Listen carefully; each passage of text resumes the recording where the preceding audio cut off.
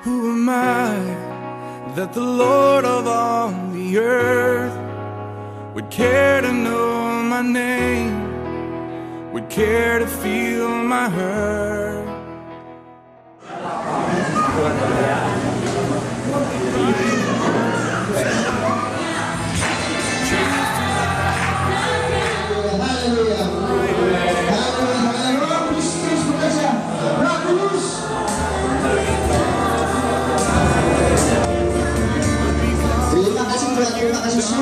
Mulai di situ, hari pertama saya pergi ke gereja itu, cici saya itu kakak saya itu laporin ke mama saya. Ketika kita tidak mengakui bahwa Yesus adalah para perkasa, maka yang ada itu tidak akan pernah ada dalam hidup kita. A wave tossed in the ocean, vapor in the wind, still you hear me when I'm calling. Lord, you catch me when I'm falling, and you told me who I am. I am yours. Shalom semua. Di belakang saya ini adalah salah satu pantai yang terkenal di Bali, yaitu pantai Dreamland. Dan kalau kita balik 180 derajat, inilah di belakang saya ada teman-teman yang lagi melaksanakan Yes Conference, dan mereka lagi mengikuti pembekalan. Saya yakin kita adalah orang-orang yang dipilih Tuhan. Dan saudara adalah orang-orang yang punya nilai. Dan saudara akan dipakai Tuhan secara luar biasa di segala aspek, baik di dalam pekerjaan saudara, nanti di dalam pemerintahan, bahkan berkat buat bangsa-bangsa. Tapi simpan firman Tuhan hari ini. Saudara dan saya harus siap mau ditegur Tuhan. Dan saya melihat Yes Conference ini dari awal sampai hari ini berjalan dengan baik.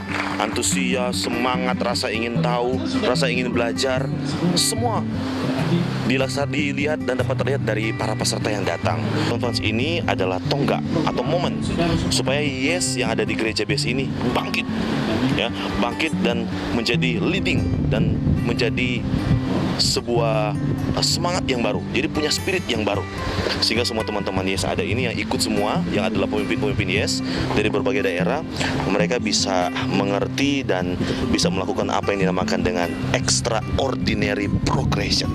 Jadi break the limit, sehingga ada satu tujuan yang mulia, yaitu pelayanan buat Kristus, bangkit dan cari jiwa, serta memajukan pelayanan yang ada di cabang masing-masing.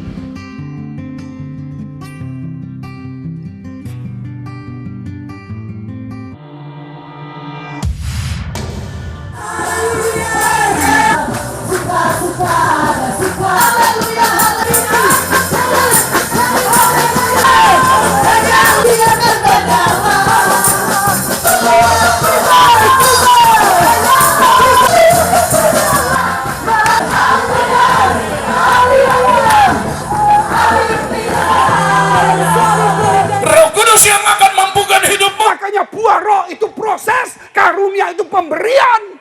Jamaah dalam nama Yesus, jamaah. Oleh Tuhan.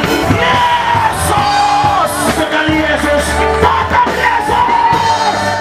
Shalom jemaat pes yang dikasihi Tuhan, saya ada di Modo Inding, yaitu di Provinsi Sulawesi Utara, adalah perbatasan antara Kabupaten non-Kristen atau Bolang Angmongundu. Saudara yang dikasihi Tuhan, di sini ada 9 desa dan kami KKR di tempat ini. Ini udara dingin, puji Tuhan, saudara yang dikasihi Tuhan. Ada satu tema bulanan yang bernama The Last Era, artinya akhir zaman, akhir dari semua zaman. The Last Era, akhir dari sebuah zaman. Yesus katakan di dalam Matius 25, ayat 1 sampai dengan ayat 13, setelah dia menceritakan tentang akhir zaman, tanda-tanda zaman pada Matius 24, yaitu akan terjadi kelaparan, bencana, gempa bumi, peperangan, dan orang akan dianiaya, orang Kristen akan dianiaya, siapa yang bertahan pada kesudahnya akan diselamatkan. Dan Injil akan diberitakan ke seluruh dunia menjadi kesaksian, barulah tiba kesudahan. Dan sebagian akan terjadi tanda-tanda di langit menjadi gelap, bintang akan berjatuhan. Saudara, itu sudah kita di dalam Matius 24. Namun setelah itu Tuhan katakan Matius 25, yaitu persiapan gereja di last era, artinya di hari yang terakhir, yaitu Matius 25 ayat 1 sampai dengan 13 tentang 10 gadis. Kenapa dikatakan gadis, saudara? Gadis itu menunjukkan kesucian. Namun kemudian dibagi dua, gadis bijaksana dan gadis bodoh.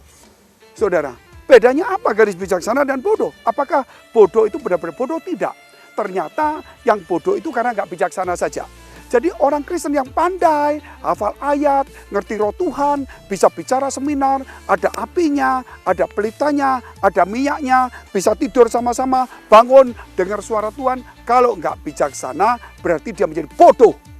Banyak orang-orang Kristen sekarang ini, saudara, menjadi Kristen-Kristen bodoh. Karena dia tidak bijaksana.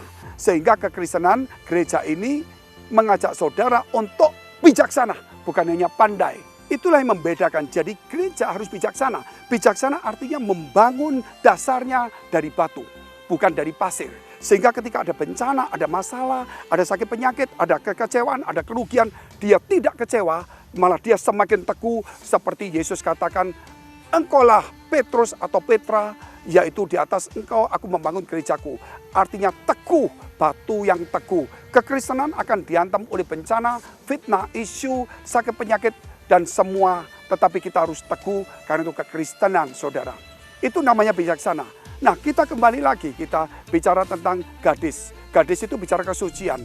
Saudara, suci bagi 5 gadis bijaksana adalah satu hubungan pribadi dengan Allah. Suci adalah kesukaannya untuk mendekatkan diri kepada Allah. Suci bagi dia adalah memiliki hati Tuhan. Saudara, walaupun hidup di tengah-tengah dunia, suci bagi dia adalah menjauhi dunia. Suci bagi dia menyenangkan Tuhan.